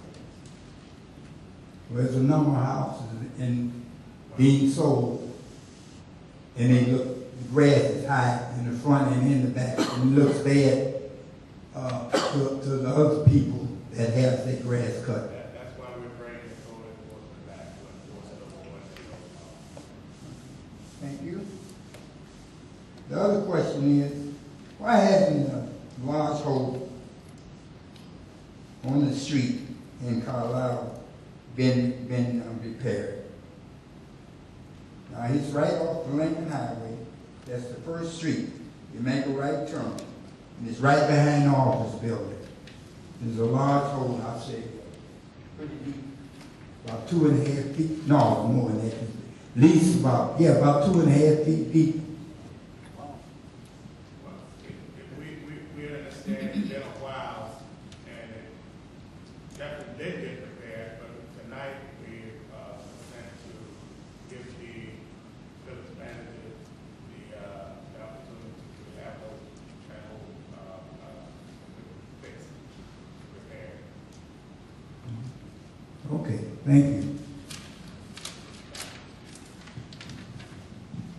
Mr. Mayor, if I may, I want to thank the citizens who brought their complaints to me and actually helped me find where West Street was. I didn't know where it was before. As I'm learning this town, I learned we have an Apache street as well. So please bear with me. I'm trying to learn these streets. But I want to thank them for bringing it to my attention and going out with me and helping me find those things and to be able to address them, which is why I'm bringing it to the board, because once I saw the seriousness of this location, the description of the scene was nothing compared to what I actually saw. It was very scary. So with the springtime and the street is definitely, and hopefully, according to what I remember reading, it's probably be done now, so they've approved it in probably about a week at the most. Thank you very much. Mr. Mayor, first of all, I'd like to introduce myself, John Personaire. This is my wife. Baby is in the back with his grandfather. We're recent to the town. I grew up in the Chicagoland area for the first time in Sauk Village. We're on the 219 block of Orion. We're enjoying ourselves for the most part. First, I'd like to say the community garden will be taking part in that. We'll have a few wheelbarrows. I have a few at the shop. So, and the complaint I have is this week, this previous week, 3 times the police were on Orion, and I know a few other places chasing around the kids after school for fighting. And it's really out of control. And I mean, I don't want to say how to do their jobs, but you know, why aren't the police there when they're getting off the bus? Or why aren't they getting off the bus in more locations so that they're not all in one place able to fight? You know, I mean, I don't know, are we dealing with this in the schools? Or, you know, it's really unacceptable. I mean, I've got my little son playing in the yard, and as he gets bigger, I mean, every day after school he's going to be greeted by violence. It's not the way you run a police department or a town. Well, let me just say, we have partnership with the school on school this hour. We have our code as the emergency service has been assisting us, and the police department have been assisting us with the kids. It's an issue. We not down at it all. It is an issue, but we have been addressing it and hope that we continue to bring some attention to it and try to get it resolved. And I'll give the credit that they were there. The police are there within a few minutes of one of the neighbors calling. But why aren't they there before? You know, there's a way to stop it, and it's action before it starts. You know. We'll be working on it, but thank you, sir.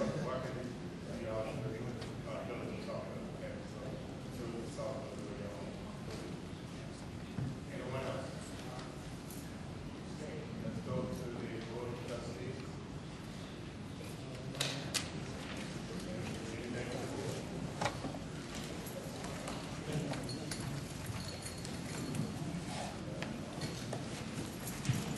Thank you, Mr. Mayor. Just a couple of things. The neighborhood watch meeting will be postponed and canceled this month. due to the lack of misunderstanding and the location and so forth, Ms. Washington asked that there wasn't enough flyers out, and we're going to go ahead and have that one on June 21st at 7 p.m. at the fire station. We'll see if I can get it up on the marquee if all possible, and we'll let everybody know where it's going to be at. Tomorrow night, the ordinance committee will be here at 7. I may run a tad late, but I will be here. Mr. Mayor, that's all I have to think of.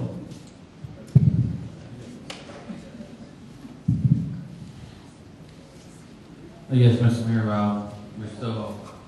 we had Jeff Morton go out today and talk to some of the local businesses and got a positive response on the upcoming parade, and that's a good thing. I am working with somebody and trying to bring the Zumba classes here. Name is Gene Collins. This is kind of the flyer. I think we're going to go put the address in for the community center. I think we're going to have it on Tuesday nights, is what we're talking about having it on. So trustees on every 5th night can go out there and dance.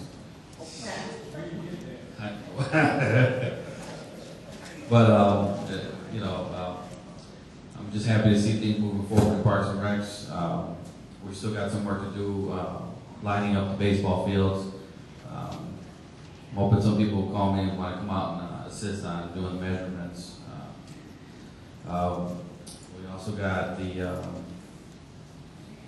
new employee coming in. You said 21st.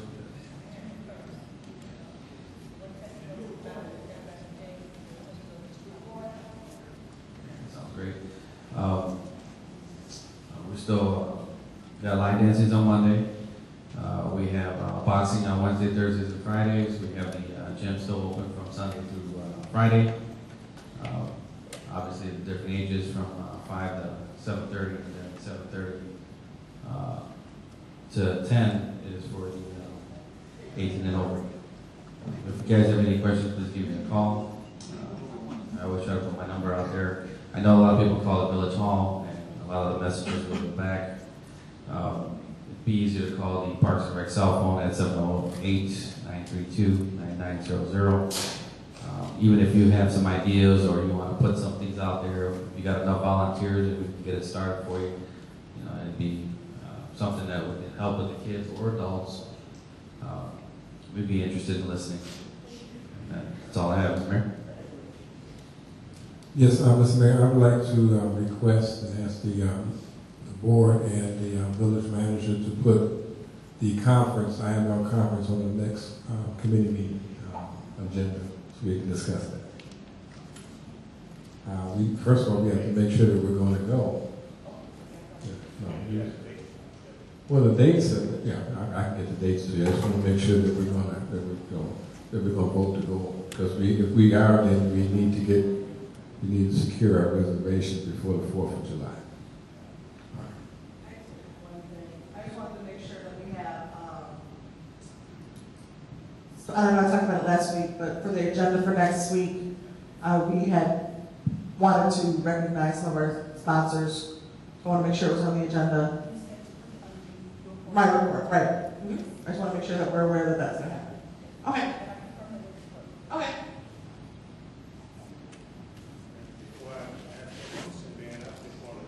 Commend the village manager really for all the work that she's done and making sure that the deadline, making sure that the trustees are getting their information, making sure that the employees are doing the thing that they're supposed to do to keep our village moving forward with these and the thing that other people bring into her all the time. I mean, I know I bring things to her all the time. A phone is always ringing off the hook with a citizen with complaints and things for her to continue to get these things done. It's just, I just commend her for all her efforts. She's the one to keep our village moving forward. So again, thank you for all the work. If nothing else, I'd like to also to adjourn. I just, Got a motion? Got a second? All in favor? Aye.